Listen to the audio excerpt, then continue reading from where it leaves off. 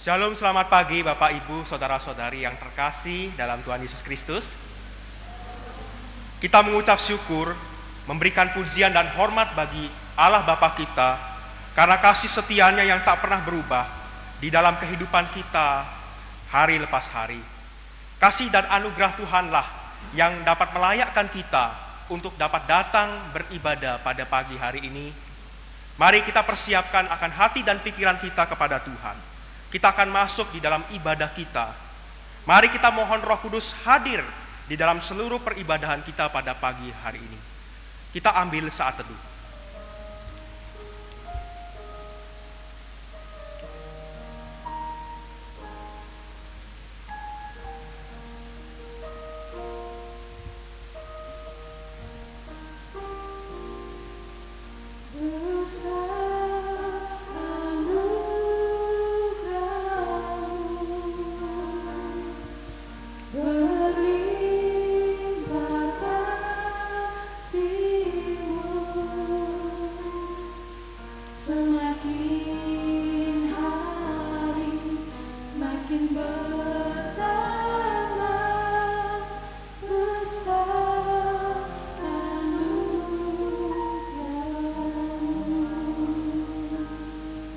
Pertolongan kita adalah dalam nama Tuhan yang menjadikan langit dan bumi dan segala isinya, dan yang tidak pernah meninggalkan hasil perbuatan tangannya. Kasih karunia dan damai sejahtera dari Allah Bapa, Putra dan Roh Kudus menyertai dan memberkati ibadah kita. Amin. 2 Samuel pasal 22 ayat 47 yang menjadi nas pembimbing ibadah kita berbunyi demikian. Tuhan hidup, terpujilah gunung batuku, dan ditinggikanlah kiranya Allah gunung batu keselamatanku. Jemaat dipersilahkan untuk duduk kembali.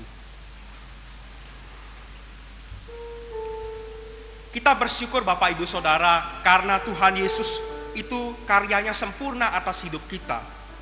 Yesus adalah Raja alam semesta yang telah menebus kita daripada hukuman dosa, yang memberikan kepada kita kehidupan yang kekal. Mari kita datang menyembah Tuhan. Kita memberikan pujian dan hormat kita hanya kepada Tuhan. Mari memuji Tuhan. PPR nomor 5A. Mari kita nyanyikan bersama-sama.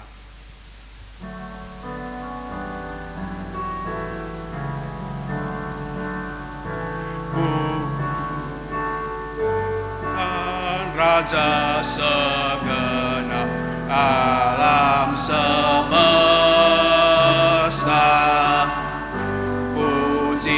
Tuhan karena Dia penebus yang kekal.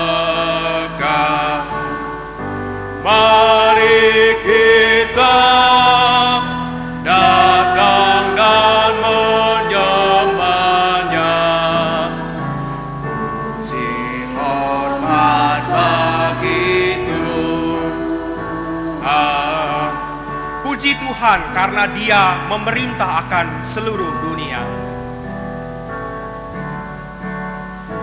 Puji Tuhan yang memerintah seluruh dunia.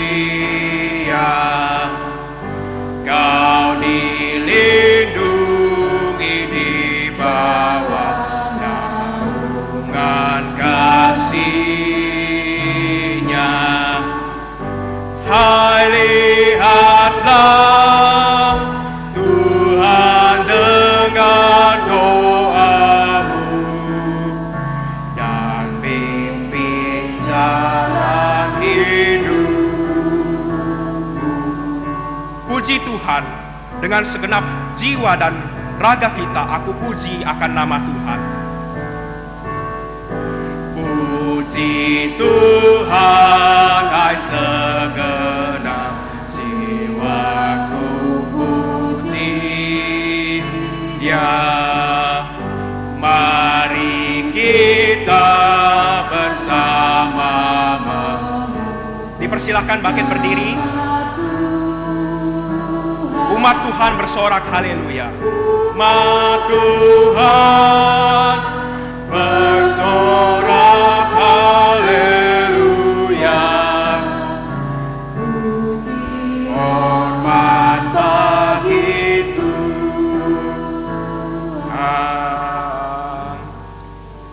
biarlah kita senantiasa bersorak bagi nama Tuhan. Bapak, Ibu, Saudara, sebagai orang Kristen, tentu saja kerinduan kita adalah memuji dan memuliakan nama Tuhan. Namun di dalam kehidupan kita yang kita jalani, seringkali kita melakukan banyak sekali dosa dan kesalahan. Tidak ada satupun dari kita yang dapat berkata bahwa saya adalah orang benar. Karena firman Tuhan mengatakan bahwa semua orang telah berbuat dosa dan telah kehilangan kemuliaan Allah. Namun Allah kita adalah Allah yang penuh kasih.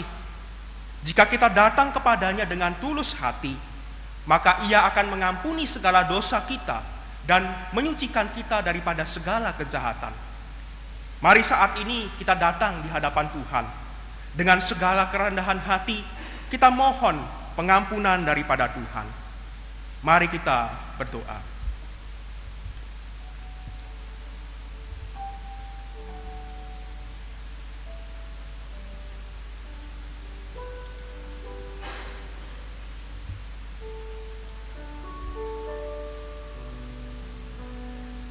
Tuhan Allah Bapa yang Maha Kudus dan yang penuh pengasihan, kami mengaku kepadamu seperti kami mengaku kepada satu sama lain, bahwa kami telah bersalah, baik dalam pikiran, perkataan, dan perbuatan kami.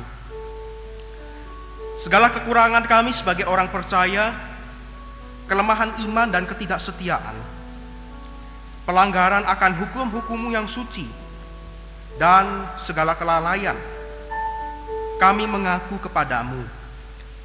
Tuhan, kasihanilah kami. Segala kekurangan kami sebagai jemaat-Mu yang telah Engkau kuduskan di dunia ini, salah paham dan kepudaran pengharapan, pementingan diri dan perselisihan, kami mengaku kepadamu. Kristus, kasihanilah kami. Segala kekurangan kami sebagai gereja yang telah Engkau utus ke dalam dunia ini, ketidaksetiaan dan ketertutupan, ketidakjelasan dalam kesaksian kami mengaku kepadamu. Tuhan, kasihanilah kami. Berilah kami pengampunan dosa dan damai sejahtera-Mu ya Bapa. Bebaskanlah kami dari dosa-dosa dan baharuilah hidup kami dalam Kristus Yesus Juru Selamat dunia. Kami mohon ini semua ya Tuhan. Hanya di dalam nama Tuhan Yesus yang menjadi Tuhan dan Juru Selamat kami sudah berdoa dan memohon. Amin. Bapak Ibu jemaat dipersilahkan untuk duduk kembali. Mari kita mensyukuri akan hadiah terindah yang ada dalam hidup kita, yang tidak pernah bisa dihitung dengan apapun yang ada di dunia ini, yaitu karya pengorbanan Yesus di atas kayu salib yang sifatnya menyelamatkan kita semua. Uang dan harta bisa dicari, barang kita bisa beli, prestasi kita bisa raih, namun semua yang sifatnya materi itu semua bisa tergantikan. Namun ada satu hal yang tidak bisa tergantikan oleh apapun, yaitu kasih Tuhan kita, Yesus Kristus. Dari dalam hati kita yang paling dalam, mari kita menyatakan pujian kita. Mari kita merespon karya terbesar di dalam kehidupan kita.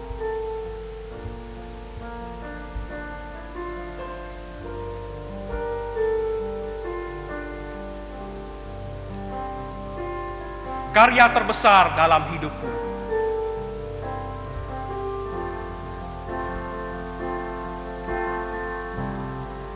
Karya terbesar dalam hidupku, pengorbananmu yang selamatkanku. Engkaulah harta yang tak ternilai dan ku miliki dan ku hargai. Yesus, Engkau ku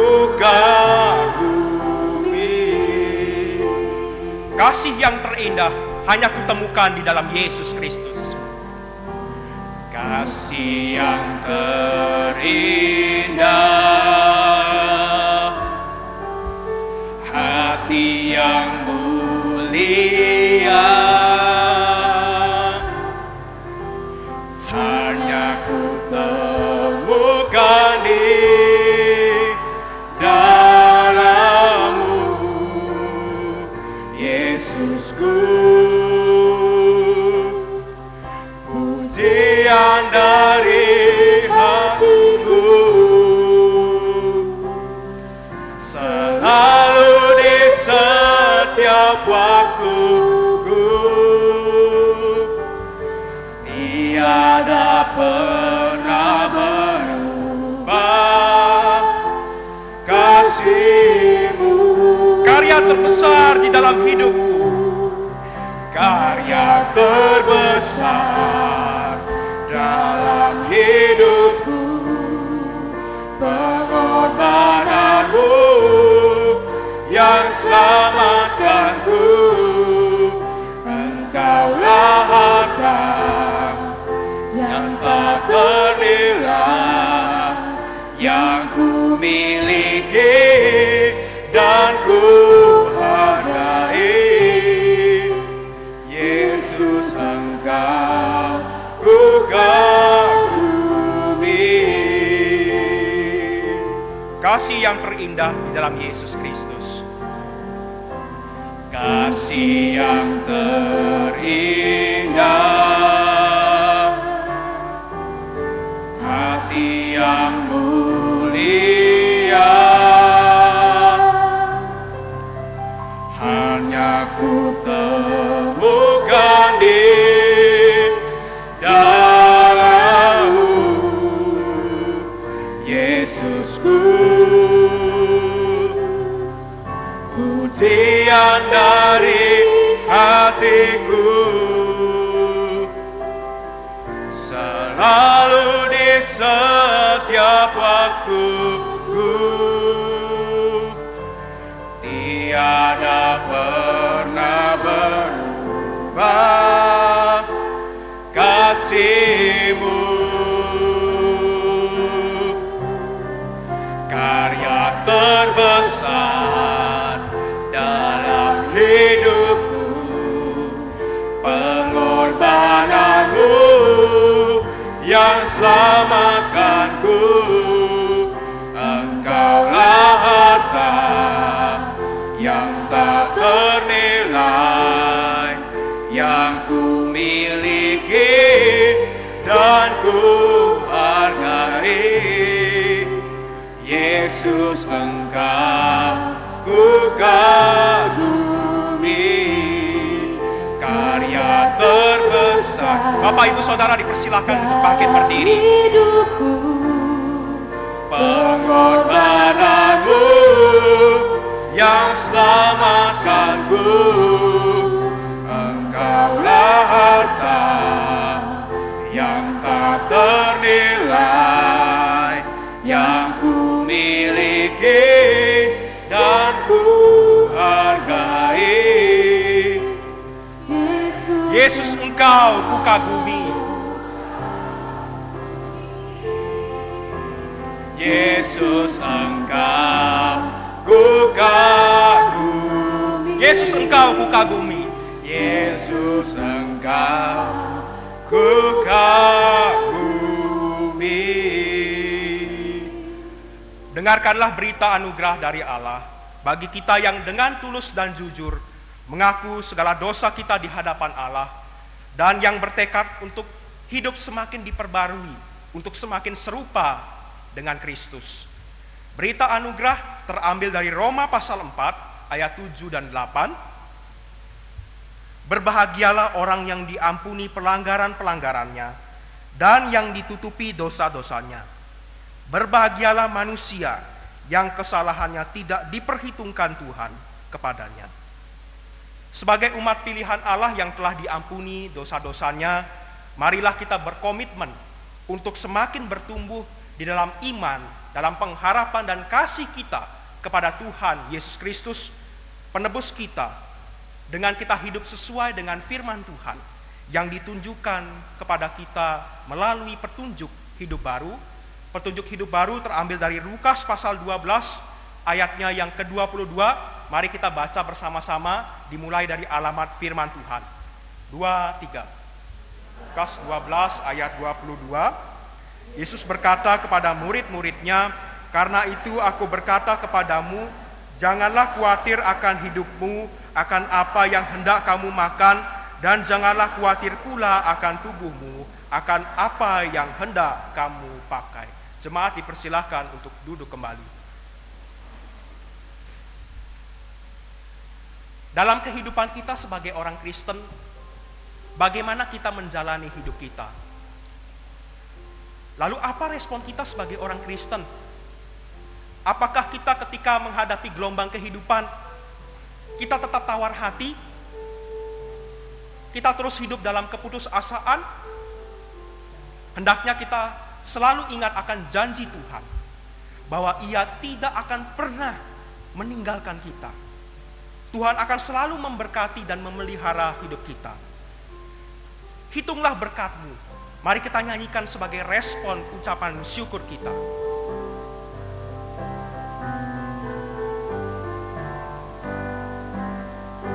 Bila laut kehidupan bergelombang, bila tawar hati damai-Mu hilang, berkat-Mu satu persatu hitunglah. Lihat betapa Tuhan memberkati. Hitunglah berkat-Mu semuanya, jangan ada yang terlupakan. Berkat Tuhan semua hitunglah, nanti kau tercengang lihat jumlahnya. Bait kedua, apakah hatimu takut dan khawatir, kaum wanita? Apakah hatimu takut dan khawatir? Apakah kau pikul salib yang berat? Hitung berkat-Mu dan ingat janjinya. Hilang cemas dan hati. Hitunglah berkat-Mu bersama-sama. Hitunglah berkat-Mu semuanya, jangan ada yang terlupakan. Berkat Tuhan semua hitunglah, nanti kau tercengang lihat jumlahnya. Bait ketiga, bila hadapi pencobaan dan perang, kaum pria. Hadapi pencobaan dan perang, jangan takut karena Tuhan telah menang. Ingatlah anugerah Tuhan berlimpah, menghibur membimbing sampai ke bersama-sama. Hitunglah berkat-Mu semuanya, jangan ada yang terlupakan. Berkat Tuhan semua hitunglah, nanti kau tercengang lihat jumlahnya. Mari kita bangkit berdiri. Orang yang beriman adalah orang yang mempercayai Tuhan dalam segala keadaan. Sebagai orang yang beriman, mari kita memperbaharui akan tekad dan komitmen iman kita, seturut dengan pengakuan iman rasuli yang berbunyi demikian. Aku percaya kepada Allah, Bapa yang Maha Kuasa, Khalik langit dan bumi, dan kepada Yesus Kristus, anaknya yang tunggal Tuhan kita, yang dikandung dari Roh Kudus, lahir dari anak darah Maria, yang menderita sengsara di bawah pemerintahan Pontius Pilatus, disalibkan, mati dan dikuburkan ke dalam kerajaan maut. Pada hari yang ketiga, bangkit pula dari antara orang mati, naik ke surga, duduk di sebelah kanan Allah, Bapa yang Maha Kuasa, dan dari sana Ia akan datang menghakimi orang yang hidup dan yang mati. Aku percaya kepada Roh Kudus, Gereja yang kudus dan am, persekutuan orang kudus, pengampunan dosa, kebangkitan tubuh dan hidup yang kekal. Amin. Jemaat dipersilakan duduk kembali. Mari kita akan masuk ke dalam pelayanan doa syafaat yang akan dipimpin oleh Lause Hana.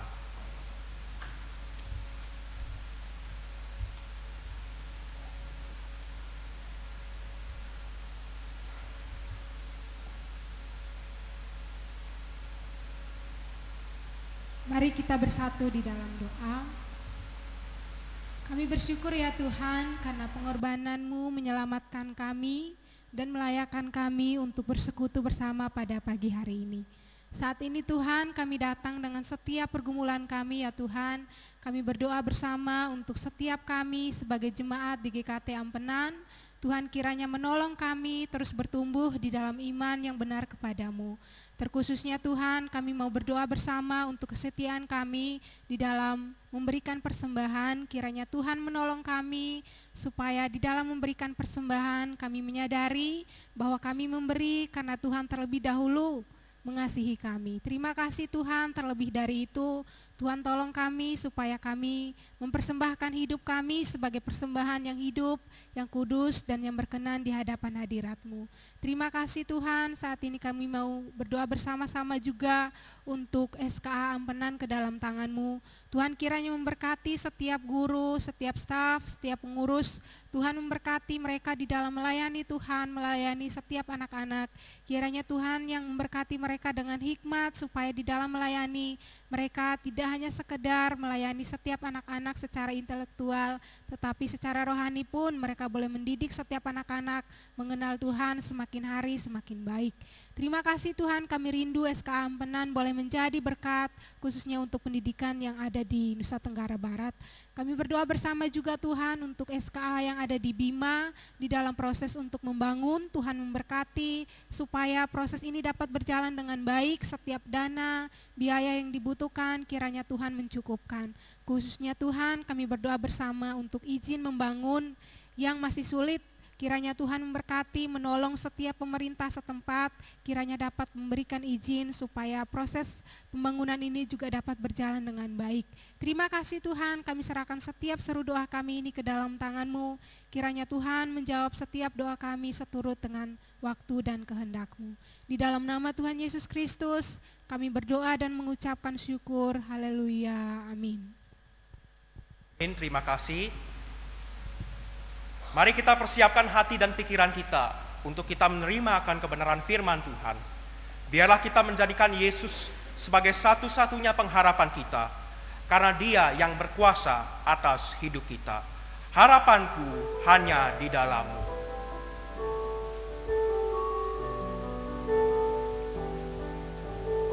Untuk kali yang pertama, singer akan menyanyikannya terlebih dahulu. Kasih-Mu karya-Mu.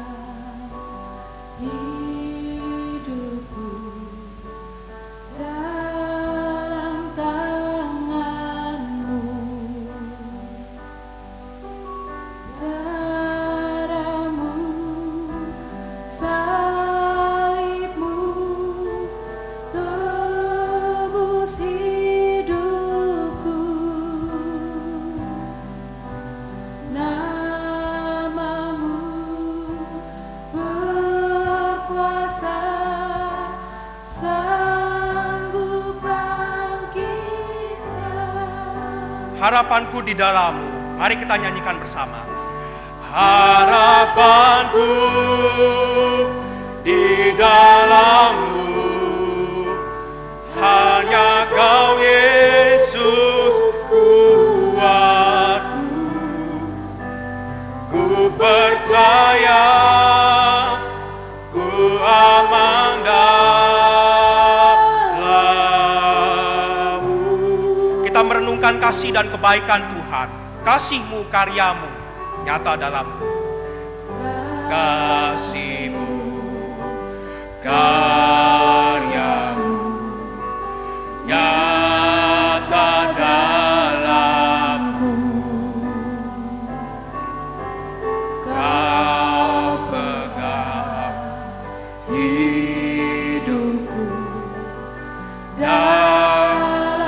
Darah Tuhan, salib Tuhan yang tebus hidup kita. Darahmu, salibmu, tebus hidup. Ya Tuhan, namamu berkuasa. Namamu berkuasa, sanggup bangkitkan. Harapanku di dalam-Mu ya Tuhan.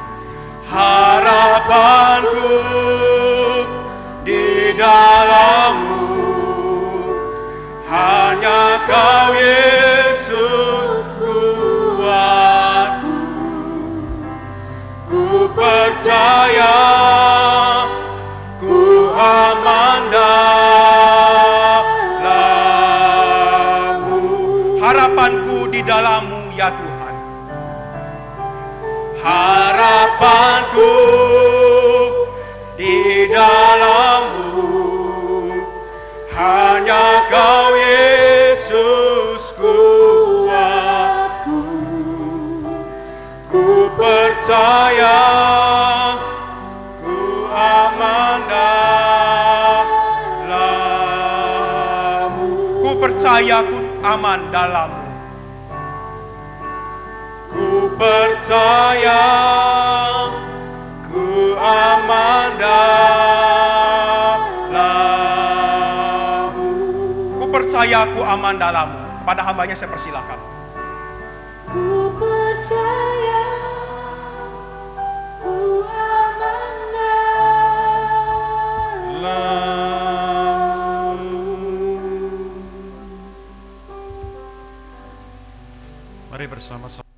Mari bersama-sama kita berdoa. Di dalam setiap langkah kehidupan kami, di dalam pekerjaan kami merasakan begitu berat sekali pada hari ini ya Bapa di surga. Kami terus membutuhkan terang firman Tuhan, sehingga kami mempunyai hati yang tetap penuh sukacita, hati yang mengalami kesuksesan di dalam Tuhan. Sehingga di dalam hidup kami tidak ada iri hati, tidak ada dengki, tidak ada hidup putus asa. Tetapi kami percaya bahwa di dalam segala sesuatu, khususnya pekerjaan kami yakin Tuhan adalah sumber berkat yang akan menolong kami. Berbicaralah kepada kami, tuntunlah kami ya Bapa di surga, sehingga kami akan menjadi serupa dengan apa yang Tuhan rencanakan.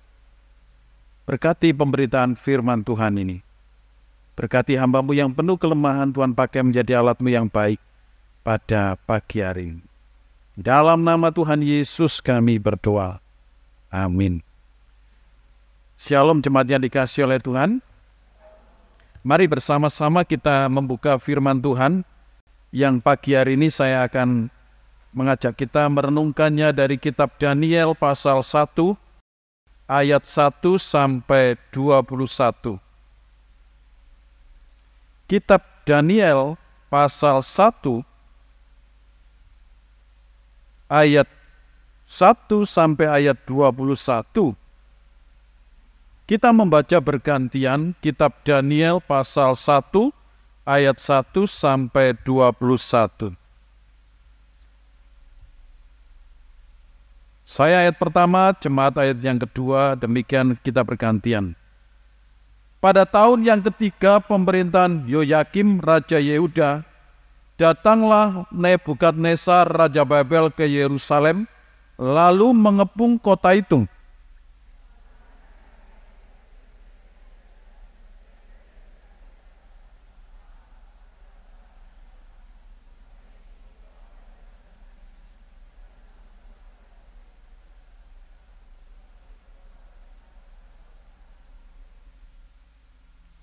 Lalu raja bertitah kepada Aspenas, kepala istananya, untuk membawa beberapa orang Israel yang berasal dari keturunan raja dan dari kaum bangsawan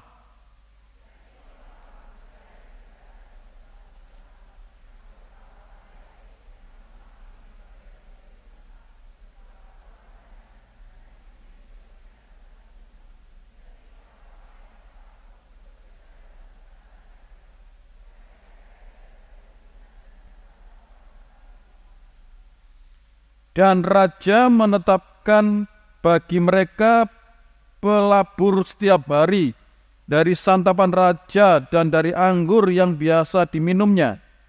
Mereka harus dididik selama 3 tahun dan sesudah itu mereka harus bekerja pada raja.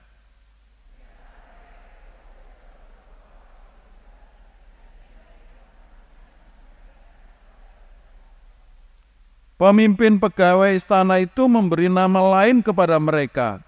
Daniel dinamainya Belsasar, Hananya dinamainya Sadrak, Misael dinamainya Mesak, dan Asarya dinamainya Abednego.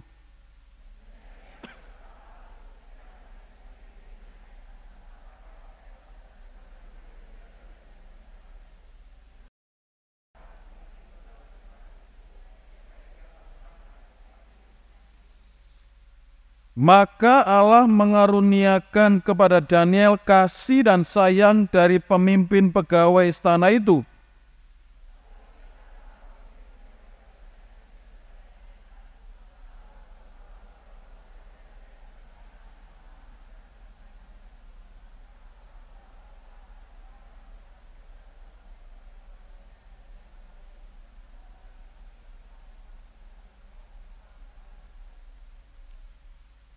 Kemudian berkatalah Daniel kepada penjenang yang telah diangkat oleh pemimpin pegawai istana untuk mengawasi Daniel, Hananya, Misael, dan Asarya.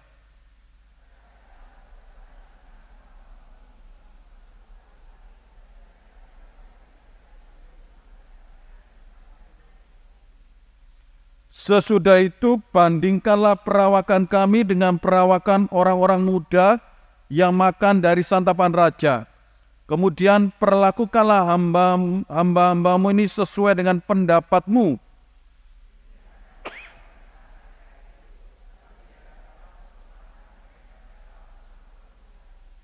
Setelah lewat 10 hari, ternyata perawakan mereka lebih baik dan mereka kelihatan lebih gemuk daripada semua orang muda yang telah makan dari santapan raja.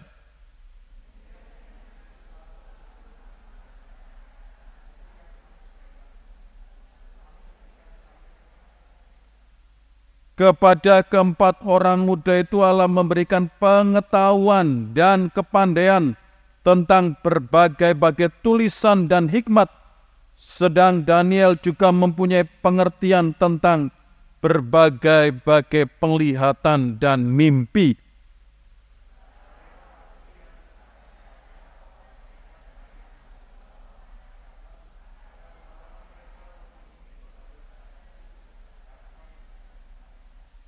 Raja bercakap-cakap dengan mereka, dan di antara mereka sekalian itu tidak didapati yang setara dengan Daniel, Hananya, Misael, dan Asarya.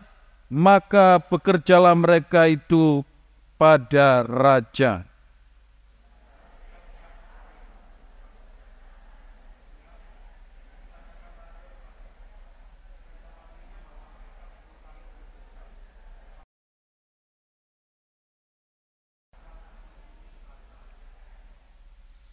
Daniel ada di sana sampai tahun pertama pemerintahan Kores.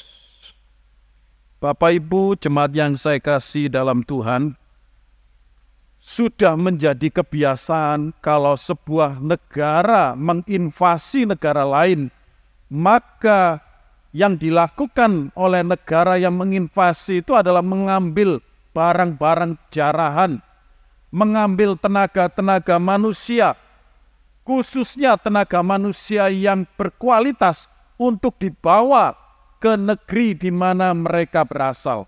Inilah yang dialami oleh kerajaan Yehuda atau kerajaan Israel ketika mereka dikalahkan oleh kerajaan Babel yang dipimpin oleh Nebukadnezar. Di dalam teks ini dengan jelas bahwa Nebukadnezar menyuruh asistennya untuk membawa dan memilih beberapa pemuda-pemuda yang berkualitas, yang berasal di sini dikatakan berasal dari keturunan bangsawan, untuk mereka dibawa ke Babel yang nantinya akan dipekerjakan di sana. Yang luar biasa dalam bagian ini adalah Nebukadnezar menempatkan orang-orang yang dipilih ini, Daniel, CS ini, Daniel dan teman-temannya ini di istana. Lalu dia diberi makanan enak dan lezat. Dan juga mereka diberi kesempatan untuk dididik selama 3 tahun. Apa tujuan Nebukadnezar memerintahkan kepada asistennya untuk memperlakukan Daniel dan teman-teman dengan istimewa ini? Yang pertama tujuannya adalah supaya mereka diubah cara berpikirnya agar mereka mengalami pendidikan Babel sehingga mereka menjadi orang Babel begitu. Ya. Mereka kan diajar, dididik. Yang kedua adalah mereka agar mengalami perubahan kesetiaan. Mereka tidak lagi setia kepada Israel atau Yehuda, tetapi mereka berubah menjadi setia kepada Babel. Ini dengan cara bagaimana? Mengubah nama-nama mereka. Coba diklikkan. Ada beberapa nama-nama yang diubah. Nama Daniel, artinya Allah adalah hakimku, diubah menjadi Belsasar. Nama Hananya diubah, nama Misael diubah, nama Asarya diubah. Ya Asarya Tuhan menolong diganti Abednego, hambanya Nego, Nebu atau dewa pengetahuan. Dan itu adalah cara bagaimana orang-orang Babel mengubah supaya orang-orang ini dengan nama yang dipakai gaya Babel, maka mereka menjadi setia kepada Nebukadnezar. Mereka nanti akan bekerja untuk Nebukadnezar. Yang selanjutnya adalah mengubah gaya hidup. Gaya hidup diubah bagaimana? Dengan mengubah makanan dan minuman. Apa yang sudah dimakan oleh raja nanti disajikan kepada Daniel ini. Supaya apa? Supaya gaya hidup Daniel ini menjadi gaya hidup seperti orang-orang Babel. Jadi mengubah cara berpikir dengan dididik, mengubah kesetiaan dengan mengubah namanya, dan mengubah gaya hidup dengan memberi makanan seperti apa yang dimakan oleh Nebukadnezar. Kita bisa lihat tadi. Ini boleh dikatakan semacam cuci otak, indoktrinasi, supaya mereka itu bisa menjadi pekerja-pekerja ala Babel. Bukan lagi pekerja seperti orang-orang Israel yang percaya kepada Tuhan mereka. Mereka ingin diubah oleh Nebukadnezar. Lalu bagaimana sikap mereka? Kalau kita membaca secara keseluruhan kitab Daniel ini. Daniel ini hidup di tengah zaman 4 era raja. Yang pertama Nebukadnezar, yang kedua Belsasar, yang ketiga Darius, yang keempat Koresi. Jadi kurang lebih 70 tahun hidupnya Daniel ini berada di istana Babel, di era 4 raja Babel yang terkenal itu. Namun yang luar biasa adalah Daniel ternyata bisa tetap sukses menjadi pekerja yang tetap percaya kepada Tuhan. Yang tetap percaya bahwa Allah yang ia percayai sebelum dia masuk Babel, itulah Allah yang diimani oleh Daniel. Inilah boleh dikatakan Daniel seorang pekerja yang sukses. Bagaimana dengan hari ini kita sebagai anak-anak Tuhan di tengah situasi zaman yang berubah ini? Tentu pertanyaannya adalah saya juga ingin menjadi pekerja yang sukses. Menjadi pegawai negeri yang sukses. Menjadi seorang bisnismen yang sukses. Menjadi seorang karyawan yang berhasil. Bagaimana sikap kita? Biasanya orang itu menghadapi segala persoalan itu mempunyai 3 sikap. Yang pertama, dia konfrontasi.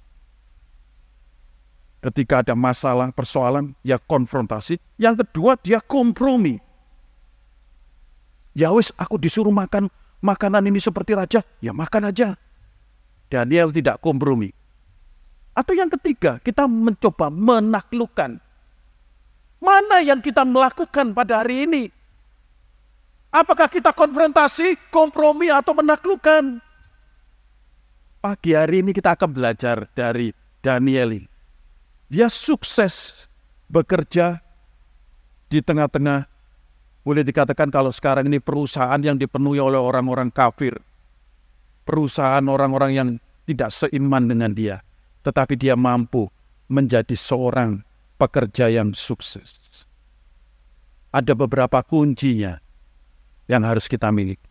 Yang pertama, kuncinya adalah Daniel berani menolak kenajisan.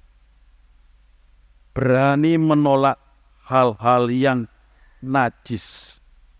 Kita perhatikan ayat 8. Firman Tuhan berbunyi demikian.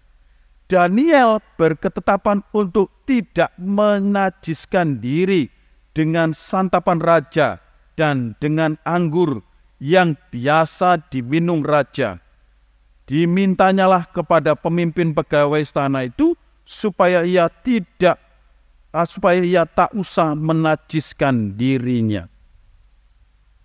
Jadi Daniel di sini menolak kenajisan. Sebenarnya Daniel ini bisa saja dengan alasan alasan yang namanya alasan teologis, bahwa memang di negeri asing itu bagian penderitaan yang saya harus mengalami penderitaan, yaitu makan makanan najis. Nah, kita bisa lihat sebenarnya nubuatan tentang makanan najis ini sudah ada. Kita bisa lihat di dalam kitab Yeskiel pasal 4 ayat 13. Yeskiel pasal 4 ayat 13. Selanjutnya Tuhan berfirman, aku akan membuang orang Israel ke tengah-tengah bangsa-bangsa, dan demikianlah mereka akan memakan rotinya najis di sana. Sebenarnya sudah dibuatkan. Atau Hosea 9 ayat yang ketiga berbunyi demikian, mereka tidak akan tetap diam di tanah Tuhan, tetapi Efraim harus kembali ke Mesir, dan di Asyur mereka akan memakan makanan najis. Sebenarnya Daniel bisa saja secara alasan teologis, ya wes kompromi.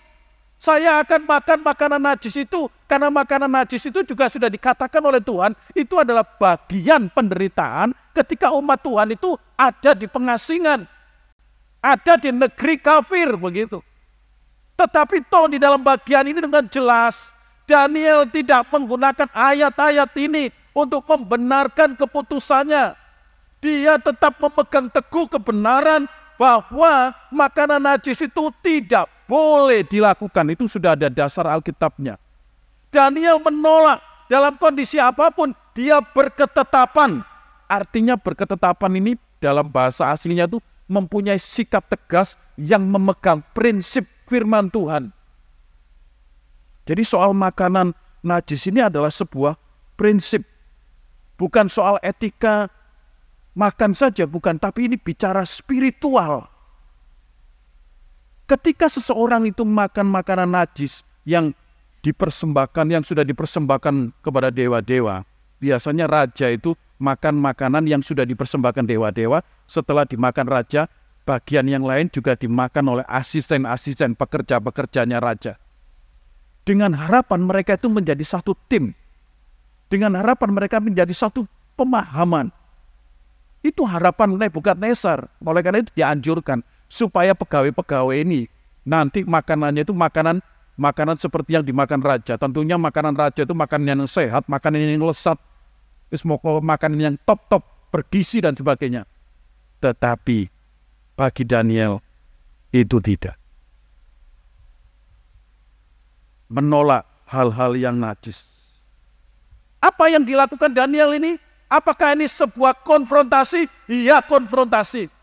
Tetapi Daniel, kan tadi sudah saya katakan, Daniel ini termasuk golongan anak-anak bangsawan yang otaknya cerdas, makanya dia dipilih. Daniel ini konfrontasi, tetapi juga negosiasi. Apa negosiasinya? Apa negosiasinya? Dia ngomong, Aku tidak makan itu. Oh, kalau kamu tidak makan itu nanti kamu akan begini-begini karena makanan itu pasti makanan yang bergizi begini-begini. Tidak. Aku tidak makan itu, beri waktu 10 hari. Buktikan. Aku 10 hari tidak makan itu. Aku akan makan sayur-sayuran. Nah, ini konfrontasi yang negosiasi, ya kan? Dia memberikan solusi. Kalau kita perhatikan di sini, Daniel bernegosiasi, berikan aku waktu 10 hari. Coba nanti buktikan saja. Apakah dalam waktu 10 hari aku akan jadi kurus kering? Apakah jadi dalam 10 hari aku akan sakit? Ternyata tidak. Kalau kita membaca teks-teks selanjutnya, di sana Daniel tetap sehat, dikatakan 10 kali lebih cerdas. Perawakannya tetap kelihatan gemuk. Ya toh, berbeda dengan pemuda-pemuda yang lain yang makan makanan seperti yang dianjurkan oleh raja. Kita bisa perhatikan di sini adalah Daniel adalah orang yang menolak, tetapi juga dia mampu memberikan negosiasi di dalam pekerjaannya. Bapak Ibu, Daniel sukses karena Daniel ingin di dalam pekerja itu memuliakan Tuhan, bukan menyenangkan akan dirinya. Saya yakin setiap kita ini punya hal yang membuat kita ini sulit di dalam bekerja. Sesuatu yang najis itu harus kita tinggalkan.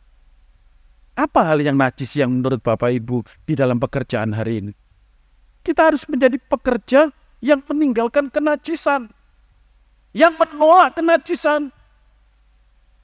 Pergumulan kita sama. Kita terus berjuang dengan hal yang sama. Bukan hanya pergumulan Bapak Ibu, pergumulan hamba Tuhan. Yaitu pergumulan kenajisan, yaitu soal uang dan jabatan. Itu dua pergumulan ini sama dalam pekerjaan. Kadang-kadang demi uang, orang bisa meninggalkan identitas imannya. Kadang-kadang demi uang dan jabatan, orang bisa menjual integritasnya. Kita melihat kenyataan di sekitar kita. Berapa banyak orang-orang yang tertangkap oleh KPK.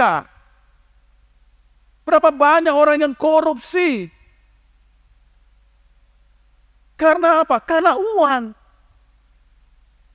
Uang inilah yang bagian sekarang ini yang menurut saya di era sekarang ini sesuatu yang boleh dikatakan najis dalam arti tanda kutip. Kalau kita tidak bersikap bijak, kita bisa tergelincir di dalam soal uang dan jabatan. Ya, ini terus menjadi domain kita sebagai warga negara untuk berpartisipasi membawa negara Indonesia ini semakin baik. Yaitu kita berpartisipasi berangus hal-hal yang najis yang tidak berkenan ini. Saya pernah ke satu bengkel, tidak saya ceritakan di Surabaya atau di Lombok ya. Ketika sudah selesai pekerjaan, kebetulan itu mobilnya gereja. Jadi kita servis gitu. Lalu tukang servisnya ngomong, mau ditulis sebenarnya atau tidak ini? Loh ya sebenarnya. Berapa ganti olinya, berapa tadi tune up-nya, tulis saja Pak. Oh iya, saya pikir minta amplop kosongan. Oh enggak. Tulis saja. Stempel kalau. Kadang-kadang godaan-godaan seperti itu ada. Ya. Godaan-godaan seperti itu ada di dalam kita bekerja. Di dalam kita bekerja. Seorang penulis buku menulis buku yang berjudul Bekerja dengan Hukum Kerajaan Allah. Itu ada beberapa sikap yang harus kita miliki. Bekerja dengan hukum kerajaan Allah. Yang pertama, kalau bekerja itu harus berkenan pada Tuhan.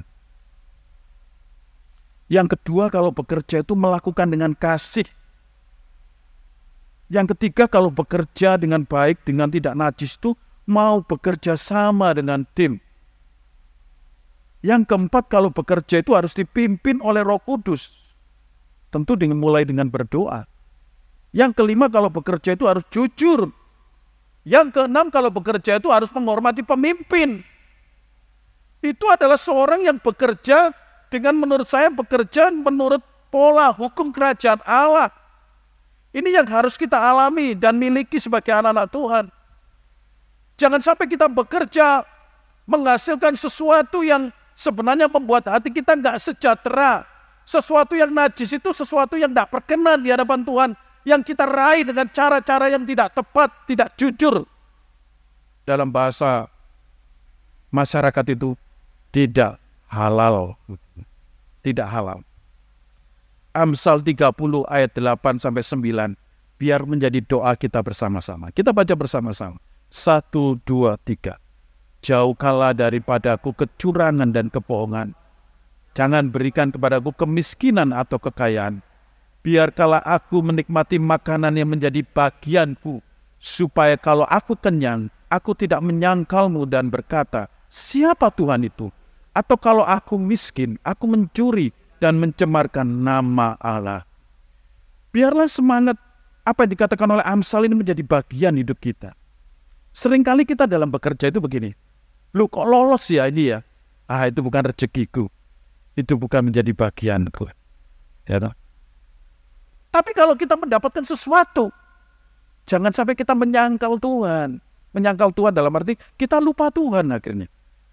Justru ketika kita mendapatkan sesuatu, mendapatkan kesuksesan ketika bekerja, kita ingat, kenapa ya aku diberi kesuksesan dalam bekerja? Oh mungkin aku supaya membantu fakir miskin, membantu gereja, membantu siapapun yang membutuhkan.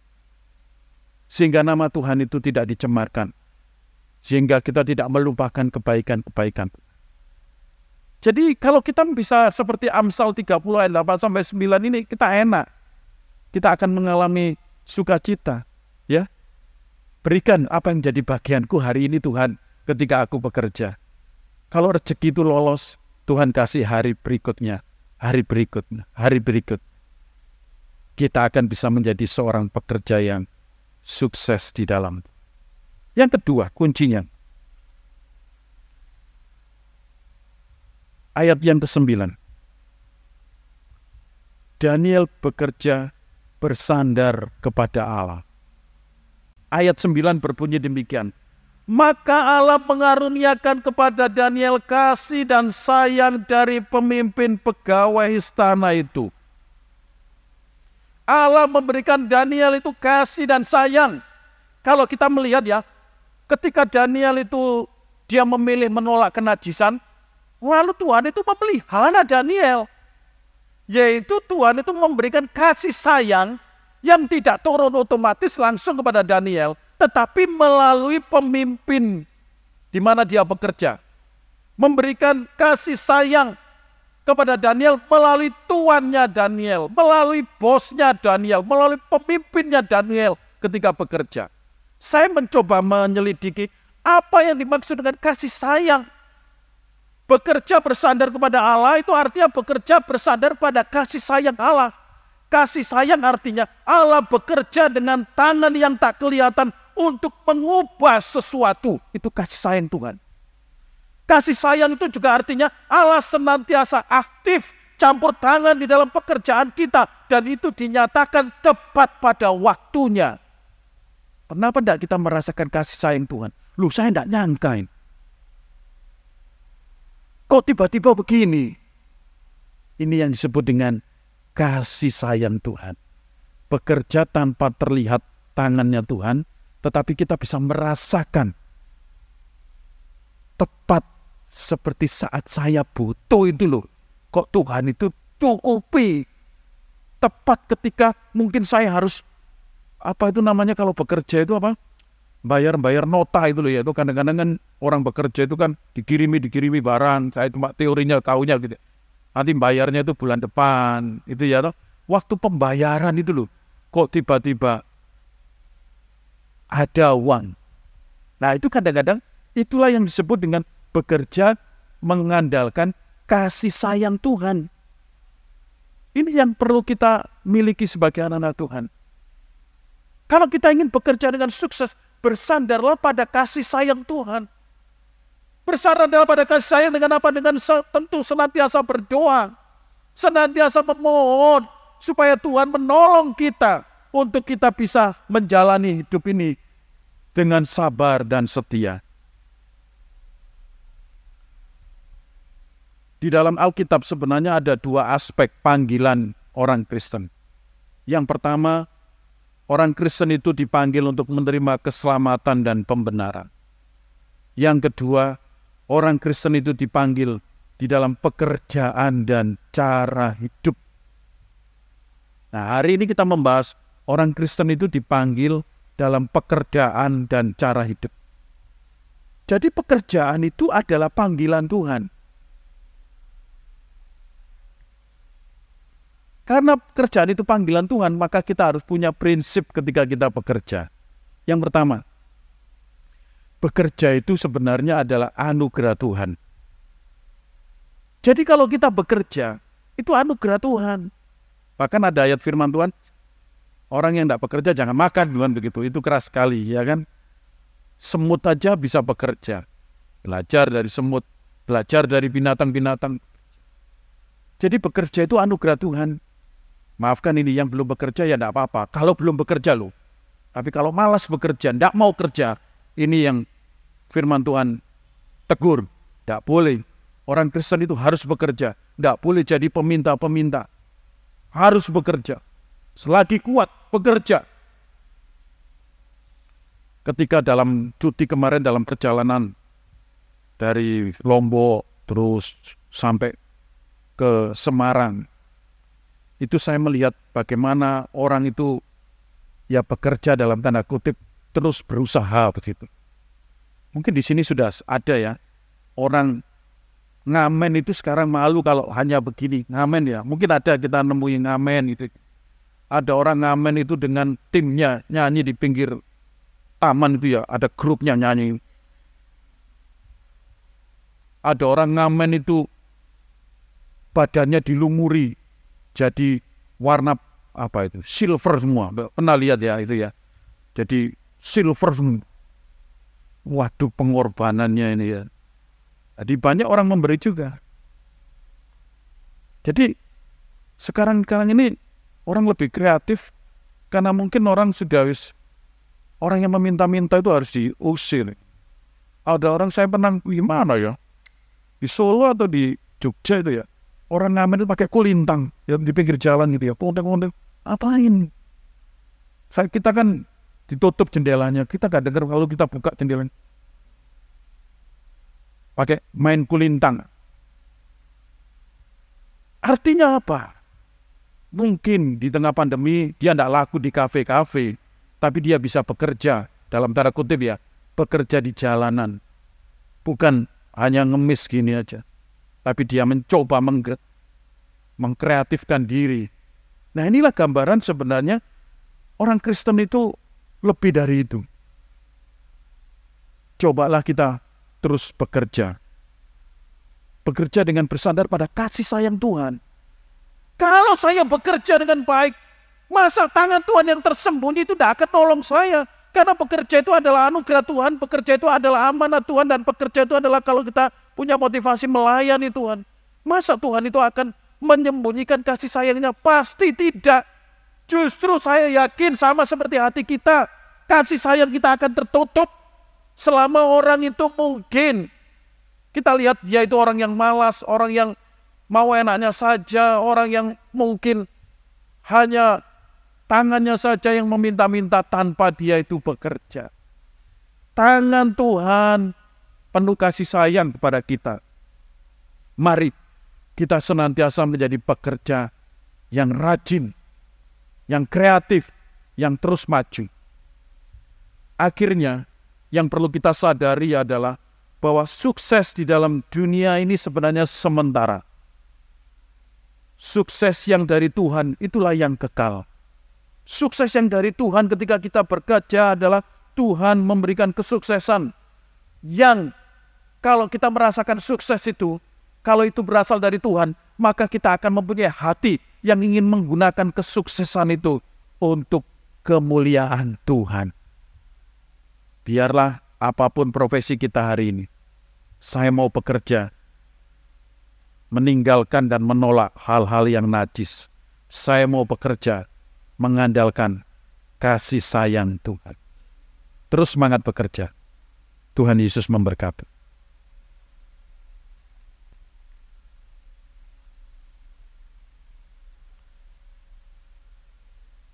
Mohon dengan hormat Bapak Angsi Ing bisa berdoa untuk firman Tuhan.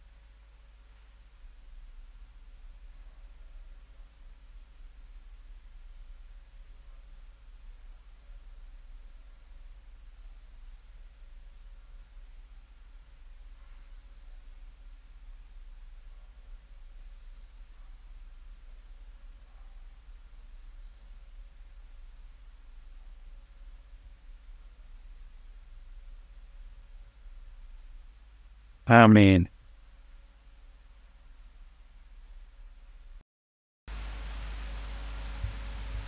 Terima kasih kepada Bapak Pendeta yang sudah menyampaikan firman Tuhan bagi kita.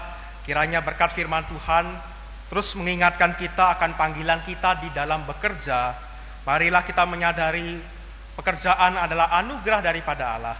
Dan marilah kita bekerja dengan cara yang benar, yang memuliakan nama Tuhan. Mari kita persiapkan persembahan kita sebagai ungkapan syukur kita atas kasih dan kebaikan Tuhan. Mari kita memberikan persembahan dengan didasarkan oleh firman Tuhan yang terdapat dalam Roma pasal 12 ayatnya yang pertama. Karena itu saudara-saudara, demi kemurahan Allah aku menasihatkan kamu, supaya kamu mempersembahkan tubuhmu sebagai persembahan yang hidup, yang kudus dan yang berkenan kepada Allah. Itu adalah ibadahmu yang sejati. Sambil memberikan persembahan, kita naikkan pujian, menyenangkanmu. Dipersilahkan kepada penatua untuk menjalankan kantong persembahan.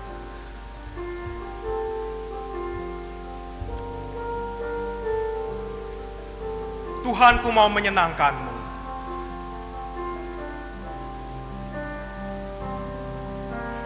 Tuhanku mau menyenangkanmu.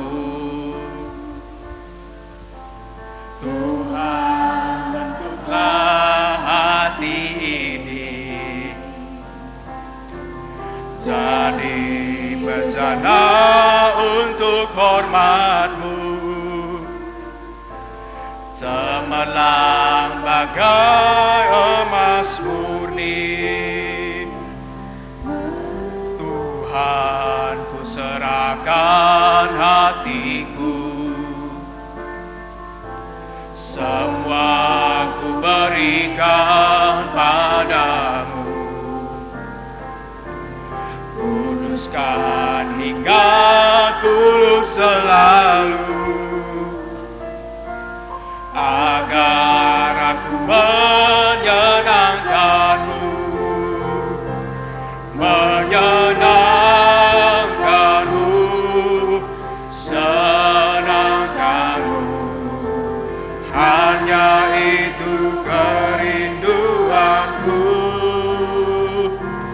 menyenangkan-Mu, senangkan hatimu. Hanya itu kerinduanku. Tuhanku mau menyenangkanmu. Kaum pria silahkan menyanyikan. Ku mau menyenangkanmu. Tuhan, bentuklah hati ini jadi berjana untuk hormat-Mu. Cemerlang bagai Tuhan, ku serahkan hatiku, kaum wanita. Tuhan, ku serahkan hatiku, semua ku berikan padamu. Kuduskan hingga tulus selalu, agar Menyenangkan-Mu, senangkan-Mu. Bapak Ibu dipersilakan berdiri. Menyenangkan-Mu, senangkan-Mu.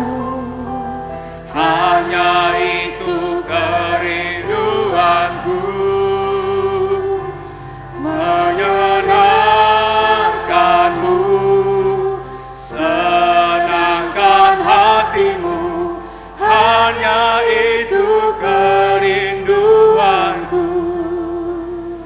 akan menyerahkan persembahan di dalam doa. Mohon kesediaan Bapak Hanafi memimpin kita dalam doa.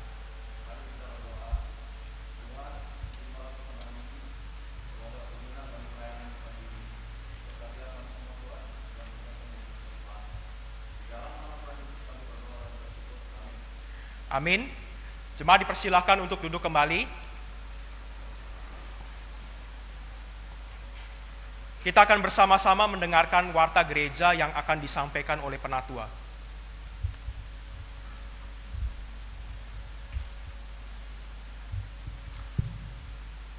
Salam, selamat pagi. Kami segera selamat Tuhan dan penatua mengucapkan selamat datang dan selamat beribadah pada seluruh jemaat, terutama yang baru pertama kali hadir. Jika ada, mohon berdiri di tempat. Tidak ada. Selanjutnya, kami mengucapkan terima kasih kepada Bapak Pendeta Suwartoyo yang telah menyampaikan firman. Terima kasih juga rekan-rekan yang telah mengambil bagian dalam pelayanan. Kiranya Tuhan Yesus memberkati. Warta jemaat minggu ini, yang pertama, latihan paduan suara akan diadakan setiap hari Senin pukul 19 WITA di gedung gereja. Hari jemaat dapat bergabung dalam latihan paduan suara tersebut. Selanjutnya, mari kita dukung dalam doa untuk lansia dan jemaat yang sakit. Berikutnya, hari ini ada pelayanan kesehatan yang akan dilayani oleh Dr. Feni. Bagi jemaat yang membutuhkan dapat memeriksakan diri setelah ibadah pertama.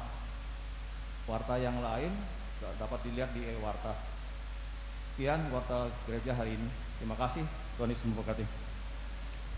Terima kasih Bapak Hanafi yang sudah menyampaikan warta gereja bagi setiap kita. Mari kita bangkit berdiri.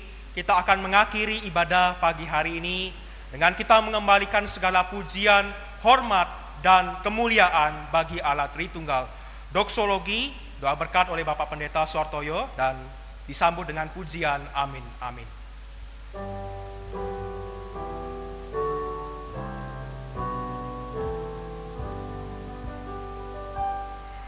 Puji Allah Bapa Putra,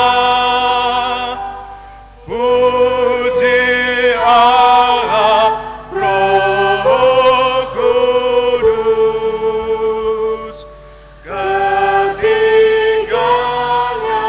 yang esa. Pohon selamat sumber berkah. Amin.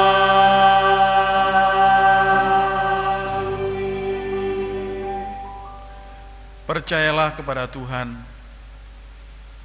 bahwa Tuhan akan memberkati pekerjaan kita, karena Tuhan adalah sumber berkat. Arahkan hatimu kepada Tuhan dan terimalah berkat Tuhan. Kiranya kasih yang abadi yang kekal dari Allah Bapa di surga, yang adalah sumber berkat kehidupan kita, kiranya anugerah keselamatan dari Tuhan kita Yesus Kristus, kiranya pertolongan penghiburan dari Allah Roh Kudus menyertai hidupmu sekalian, menyertai pekerjaanmu sekalian, sehingga kita menjadi orang yang sukses di dalam Tuhan ketika kita bekerja. Kasih-Nya, anugerah-Nya kita alami mulai pagi hari ini sampai Maranatha, Tuhan Yesus datang yang kedua kalinya. Amin.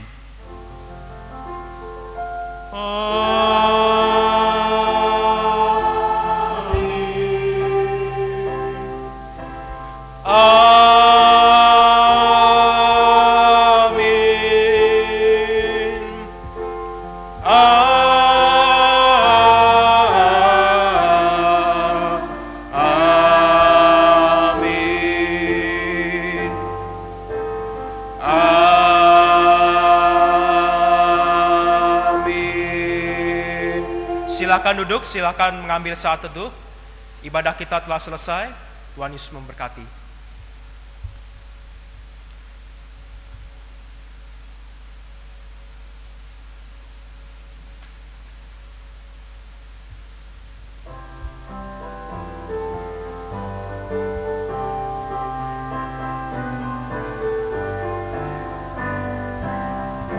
Bila Bila laut kehidupan bergelombang, bila tawar hati damaimu hilang, berkatmu satu persatu hitunglah.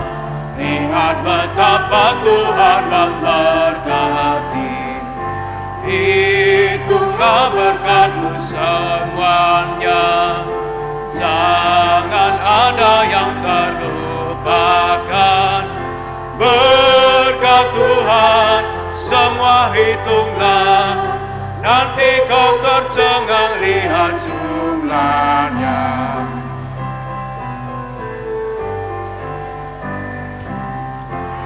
Apakah hatimu takut dan khawatir? Apakah kau pikul salib yang berat? Hitung berkatmu dan ingat janjinya. Hilang cemas dan hatimu tenanglah. Hitunglah berkatmu semuanya, jangan ada yang terlupakan. Berkat Tuhan semua hitunglah, nanti kau tercengang lihat jumlah.